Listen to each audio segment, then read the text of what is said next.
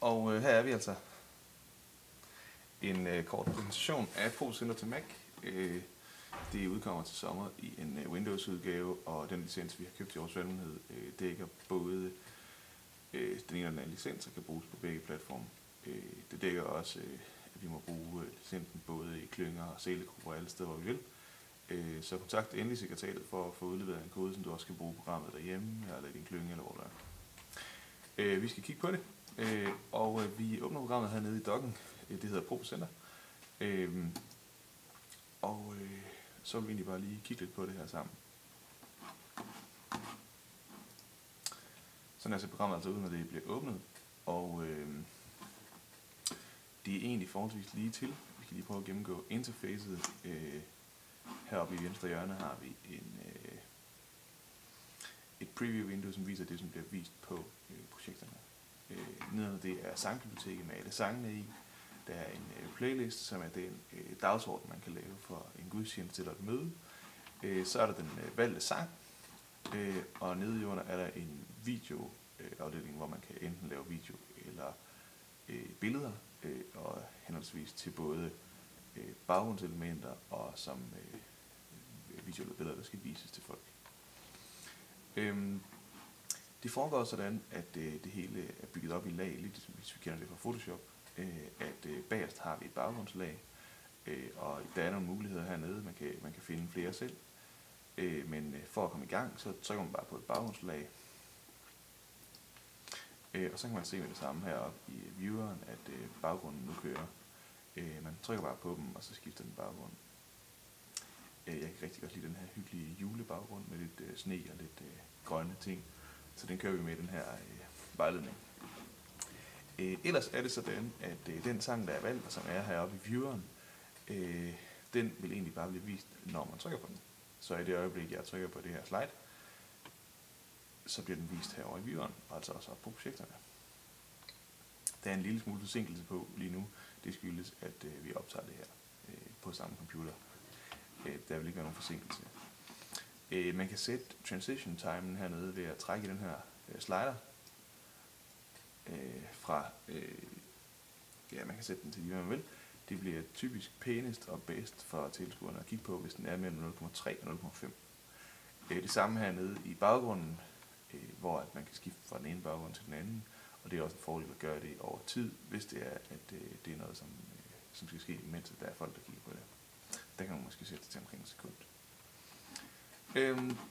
Men for at komme i gang, herover har vi vores sangdatabase, og der er skrevet en masse salmer. Der er en masse sange ind, og også en del salmer. Det er dem, der starter med DDS for den danske salmebog, og så nummeret for det nummer, de har. Typisk så vil vores gudstjeneste jo starte med en enkelt sang eller to. Og det vi gør, det er, at vi starter med at tilføje en ny playliste. Det gør vi ved at trykke på det blå ikon hernede, og så giver vi den navnet på det vi laver. Det kan for eksempel være, jeg ved ikke hvornår det er søndag igen, men det kan for eksempel være 10. marts kl. 16. Og nu har vi så en playlist, som ligger herude, og grunden til, at vi kalder dem med datoen, det er fordi, at så kan vi gå ind og slette alle dem, som har været. Og vi kan lave en fælles regel om, at vi ikke sletter dem, som er kommende datoer, sådan at hvis man har lyst, så kan man forberede sig til den næste søndag allerede den dag, man er på sidst. Ideen er, at man jo finder sangen heroppe. Man kan enten finde den i listen ved at scrolle igennem, eller man kan søge på den. Lad os nu sige, at vi vil gerne finde en sang, der indeholder Jesus. Det er der formentlig mange, der gør.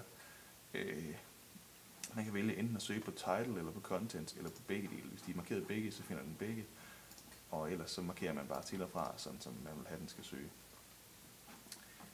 Nu finder jeg så en sang. Det kan være, at vi skal synge Jesus, du er konge. Den trækker jeg ned i tidslinjen. Nu vil jeg så gerne have, at vi skal finde en salme, og søger på DDS, og tager for eksempel Ole Guds Lam, som vi typisk synger i forbindelse med altergang. Som sangen er også indskrevet sådan noget som for eksempel trosbekendelsen. Så hvis jeg søger på trosbekendelse, så kommer den allerede op med det samme, og det er den almindelige apostoliske, det er den, som vi bruger i vores menighed. Det samme er amen-teksterne omkring, som vi typisk bruger i forbindelse med velsignelsen. Amen, amen, amen, eller fader vor. som alle sammen er skrevet ind.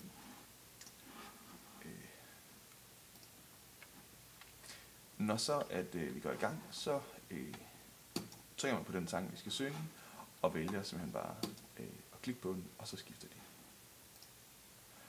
Og som vi kender det også, der har prøvet det før, så er det jo en fordel at skifte lige midtvejs i det sidste ord, sådan at folk kan nå at se den nye linje, inden de skal begynde at synge den. Og det er også derfor, at vi går efter en kort transition time hernede med slideren, fordi at hvis det tager for lang tid, så når folk ikke at forberede sig på den næste linje, de skal synge. Man kan bruge enten musen til at navigere, til at skifte slide med. Vi kan bruge piltasterne, eller man kan bruge tastaturet og taste det nummer, som der står på slidet, f.eks. 4 på det sidste, og så taste enter bagefter. Det gør jeg nu.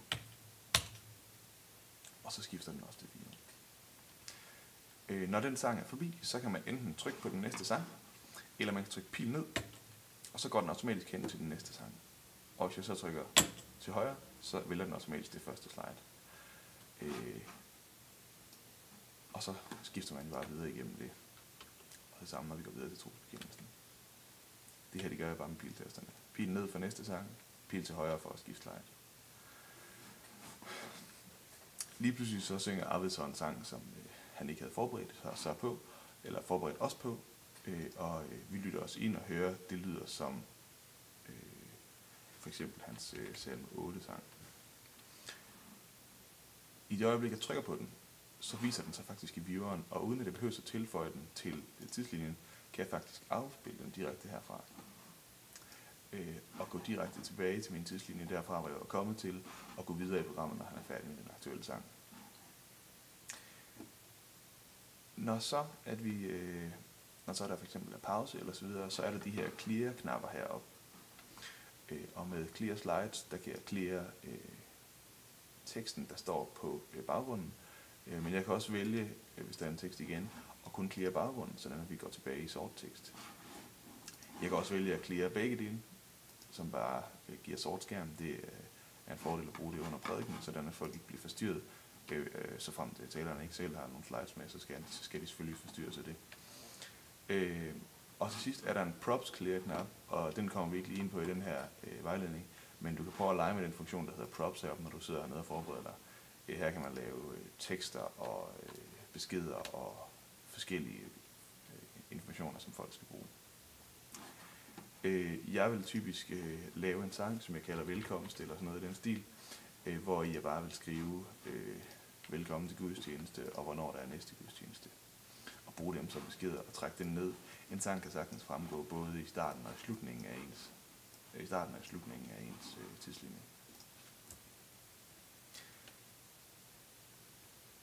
Jeg tror, det var det for de mest basic funktioner i, hvordan man skifter. Jeg glemte at fortælle, at for overblikets skyld, så bruger jeg tit selv den her prikstreg-sang til at skabe overblik i min tidslinje, så jeg kan holde styr på, hvor tingene kommer i forhold til hinanden. Nogle gange vil der være sange, som ikke er skrevet ind. Det kan for eksempel være her i overgangsfasen, eller det kan være, når der bliver skrevet nye sange. Og måden man gør det på, er egentlig at trykke på det her plus herovre. Og der dukker så simpelthen en sang op, der hedder Untitled. Når vi trykker på den, kan vi se, at det bare er en standard tekst, der hedder tekst. Og nu redigerer man egentlig den, ligesom man vil redigere en almindelig sang. Det gør man ved at trykke på edit-knappen hernede i bunden. Og pludselig kan man så bare taste en ny sang ind. Som I kan se, så holder den selv formateringen. Den bliver centreret, den er i toppen. Den er hvid med en sort kant rundt om. Så man taster sangen, eller måske paster man den ind, eller indsætter den. Og har man brug for at tilføje flere slides, så trykker man på plus hernede.